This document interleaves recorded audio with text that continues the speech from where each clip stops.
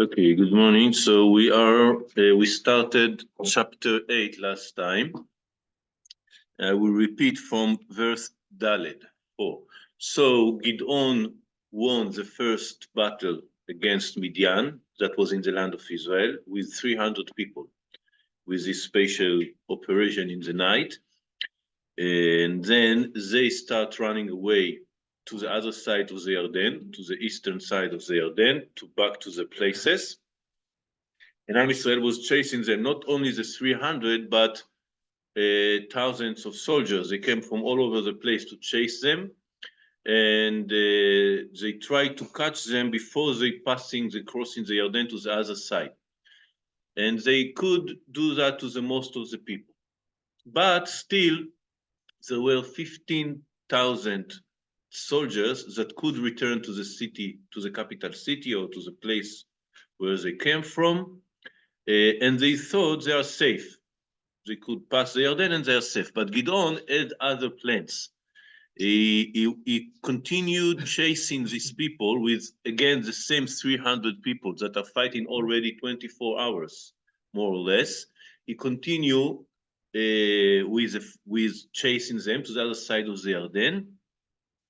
I just said, like, we'll see that more details later. There are two ways or two attitudes towards this chasing of Gideon, the fact that he chased them.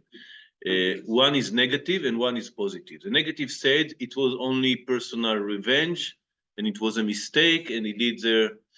We see that it wasn't necessary in the days of Ehud ben Gera, and if you remember the war of Ehud ben Gera, they chased them until the river and they didn't pass the river for the other side. So it was something that wasn't necessary. We see that the other people didn't join Gideon. They said he only continued with the 300 loyal people that he had around him. And we saw and we will see that it was also revenge for his brothers that were killed, so to take revenge of them. And then after that he also punished two cities of Jews, Nuel and Sukkot. He punished the people. So that one attitude that says that was personal, it wasn't national, it wasn't for the Am Israel, it was for his personal motives, and criticize them. I don't agree with this attitude at all. I think that it was important because it was to finishing up with the job, with the work, not letting them to re-establish the army and getting back. And like there was also Jews from the other side of the Jordan that, as we saw, were under the government of the Midianim or under the attacks of the Midianim. So he couldn't abandon also those Jews, the three tribes that were in the other side of the Jordan.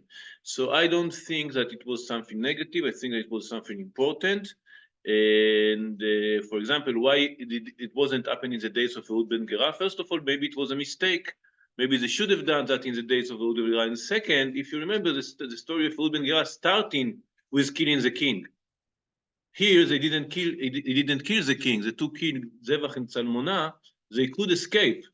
So we cannot compare the case of Ehud ben Gera in this case.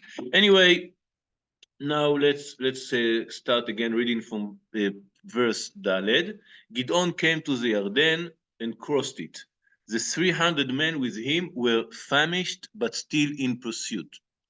So he said to the people of Sukkot, please give some loaves of bread to the troops who are right behind me, for they are famished, and I am pursuing Zevach and Salmona, the kings of Midian. What does it mean, the troops that were behind me? Apparently inside these 300 people, there was two groups. One group that was able to continue and needed stop to eat, and others that were a little bit more tired, so they were behind. So he said, we can continue, but at least help these people to rest a little bit, to eat something, so they will join us.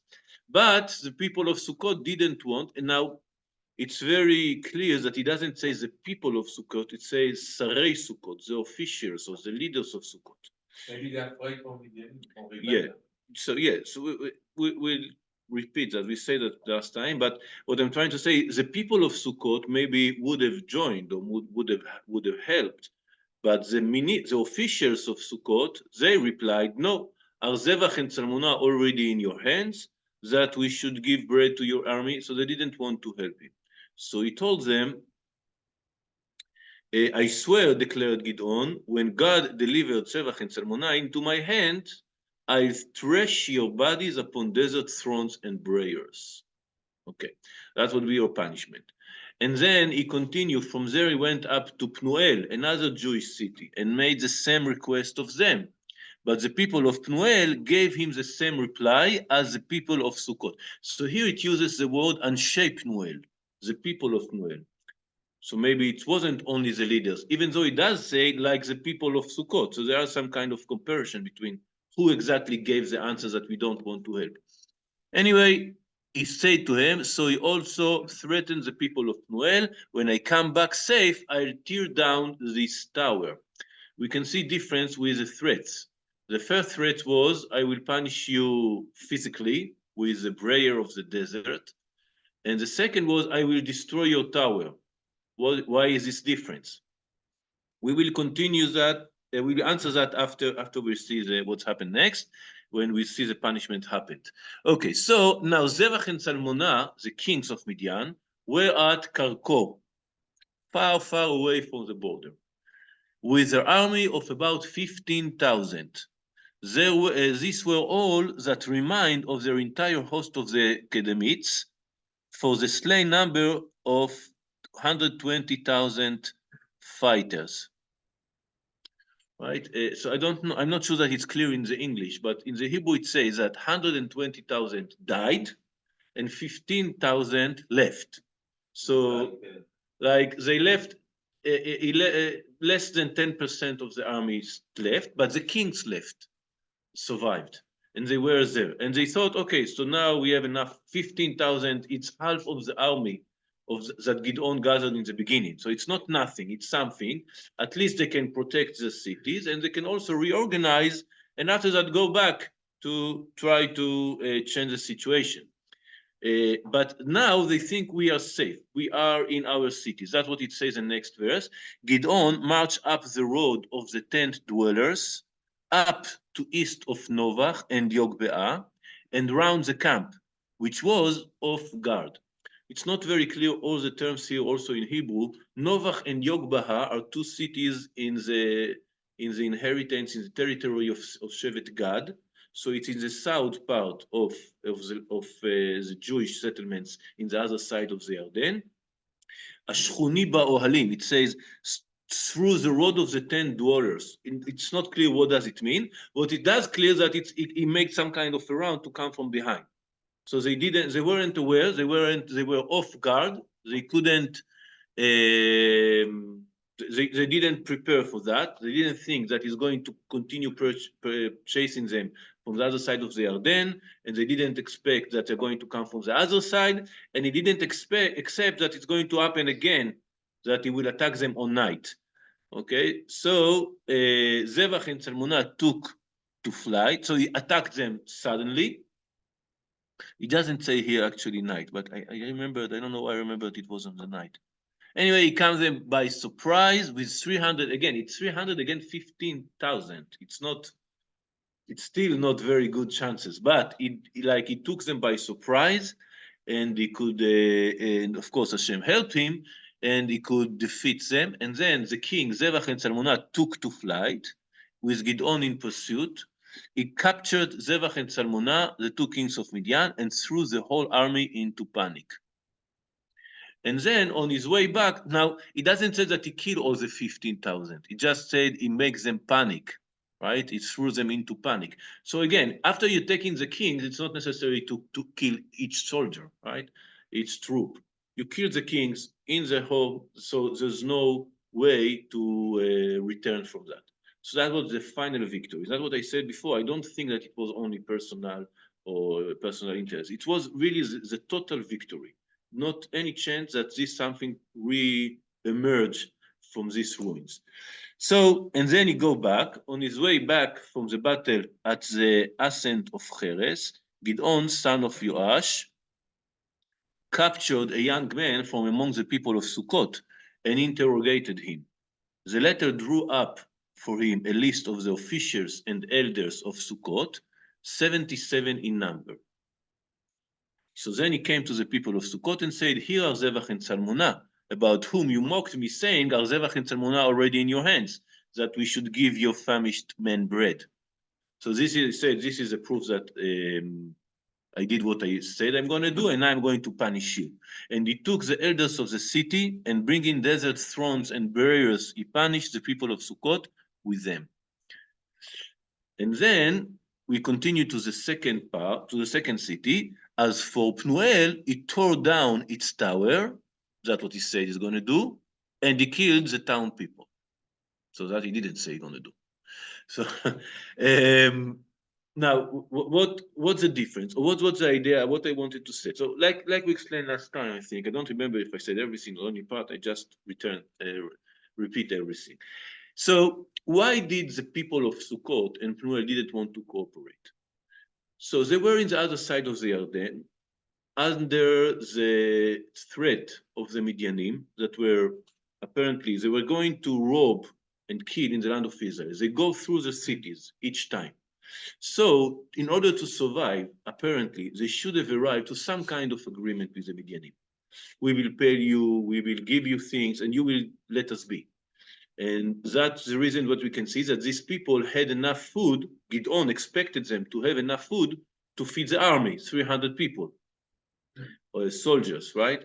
If we say that we saw that after the Midianim attacked Israel, there was nothing to eat. People were hiding in order to get some food or to hide some food. So in this case, we see that the people did have food. We understand they had some kind of agreement with the Midianim, with the enemy.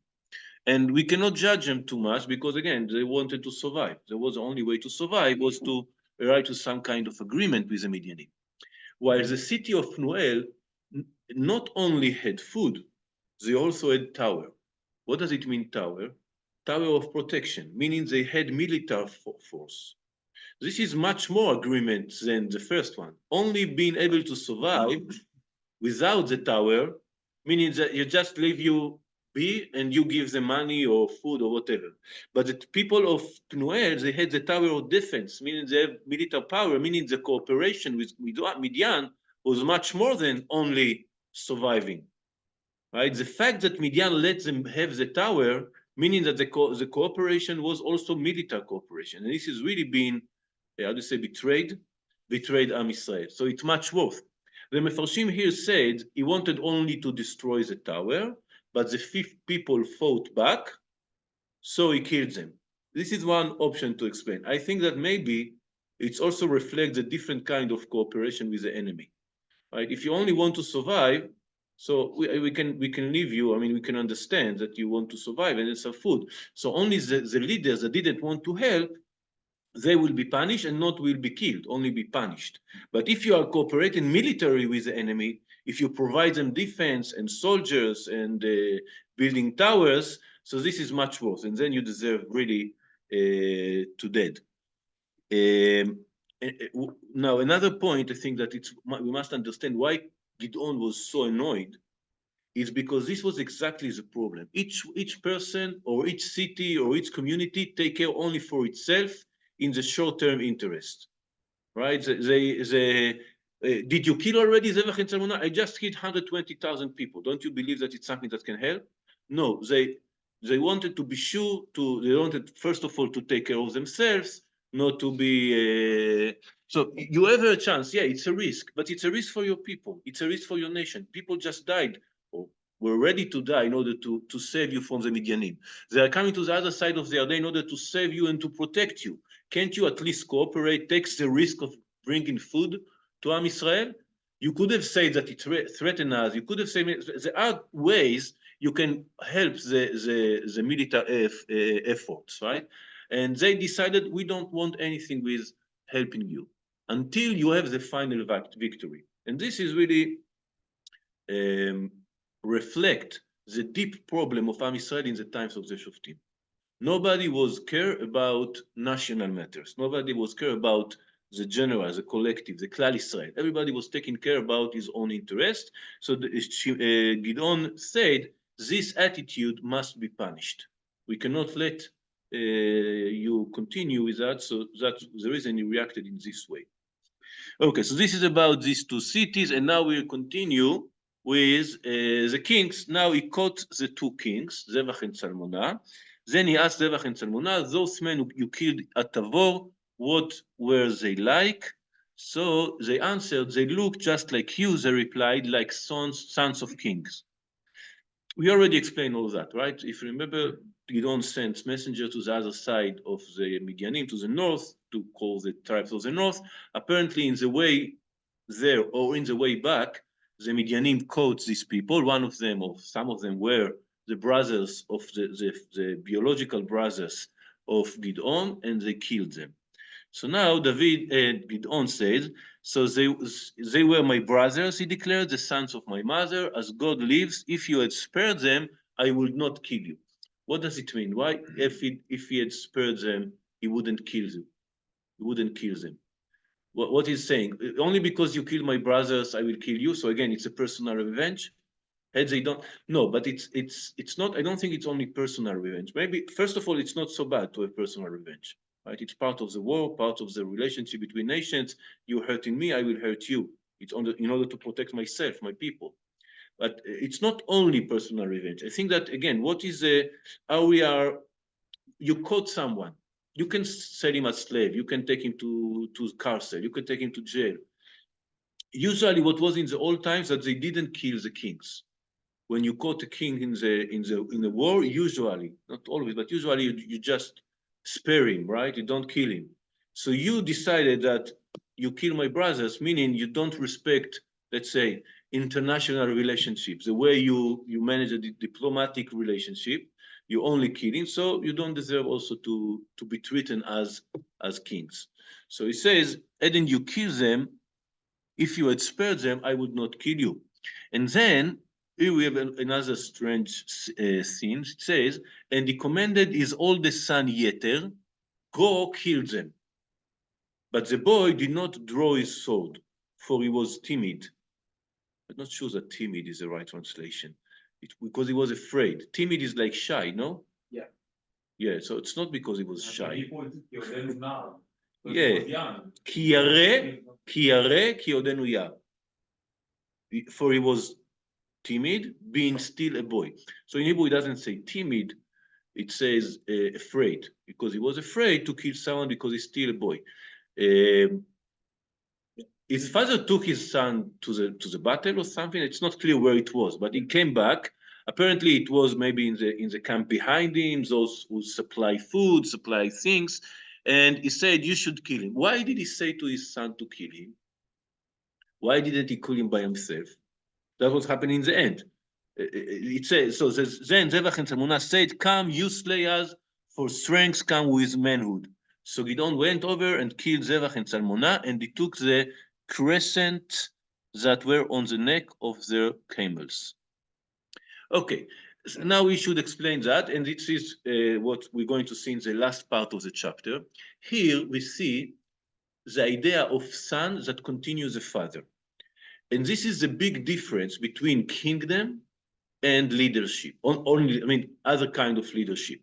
In kingdom, what's happened, in royal family, what's happened, that king continues his father.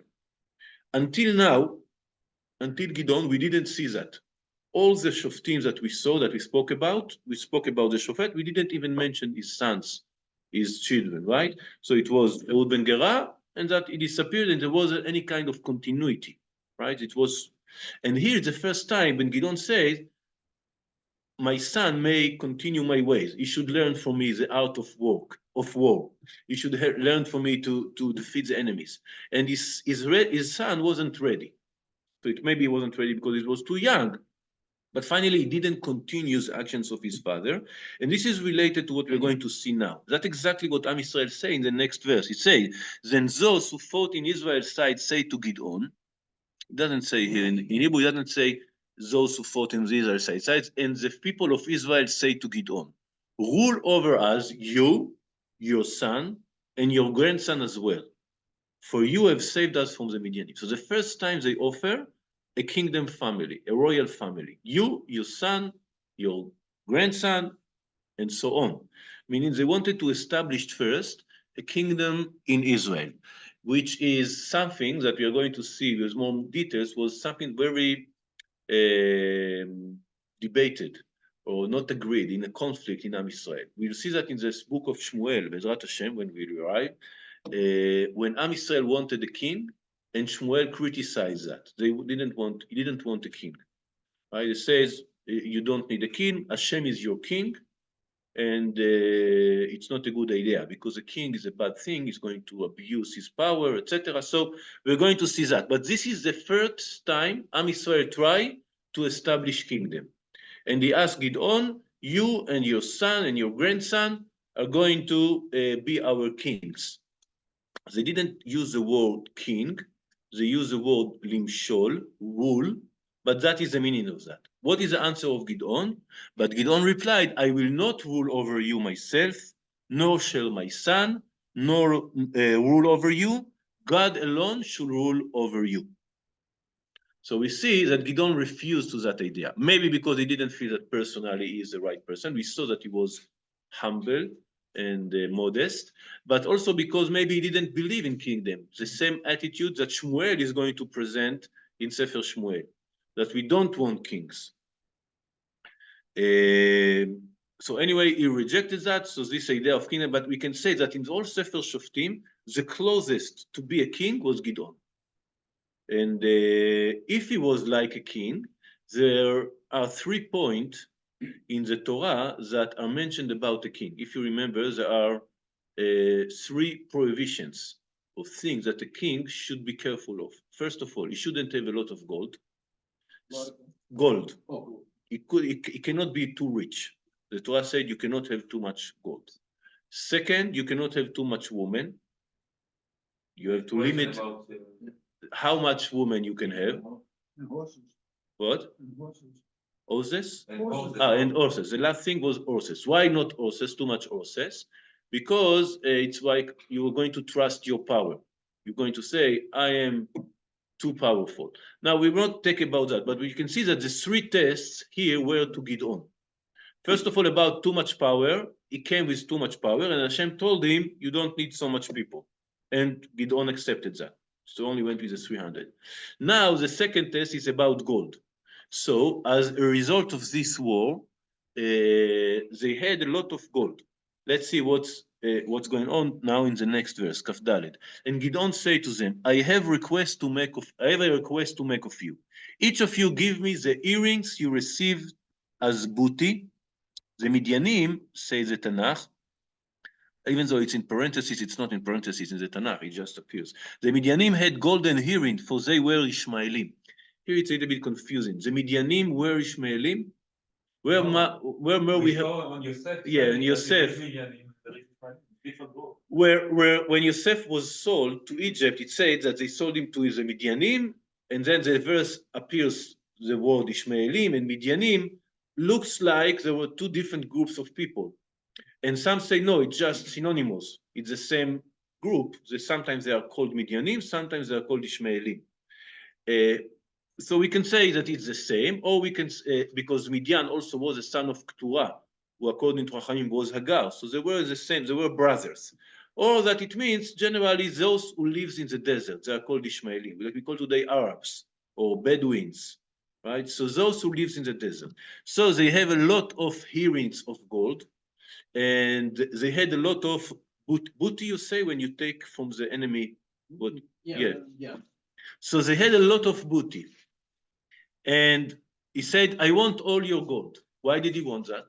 So does he fail in the test? Is he failing the test of not having too much gold? Let's see. So they said, certainly, they replied.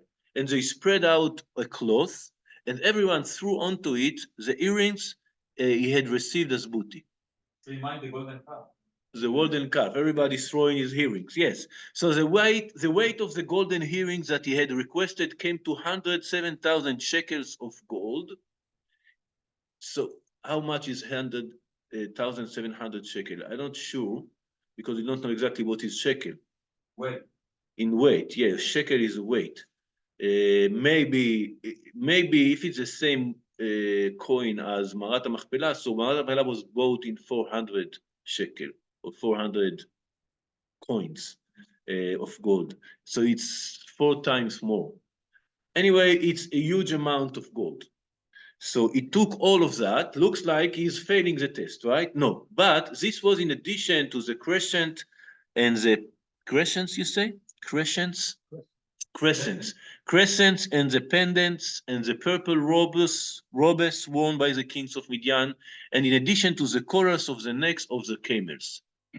But Gideon takes that not for himself or not for his personal use to be rich. He says, Gideon made an ephod of this gold and set it up in his own town of Ophrah. There all Israel went astray after it, and it became a snare to Gideon and his household. So it went out bad, but what was the intention? So there are discussions around this ephod. What is ephod? Is some kind of a cloth that the Kohanim also had, and we know that you could have asked God with that. There was some kind of communication with God through the ephod in the days of David and Shmuel.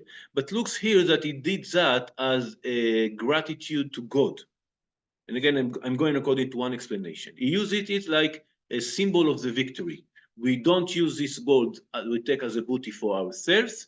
We dedicate it to God. But then after he died, Am Yisrael used it as idolatry, as some kind of an idol. So that became a stray. What does it mean, stray? Like a stray? Like obstacle or it's left. So it's as a snare. What is a snare? Trap. Trap. Yeah, a trap that they fall down in the trap and started to do idolatry. So it became idolatry.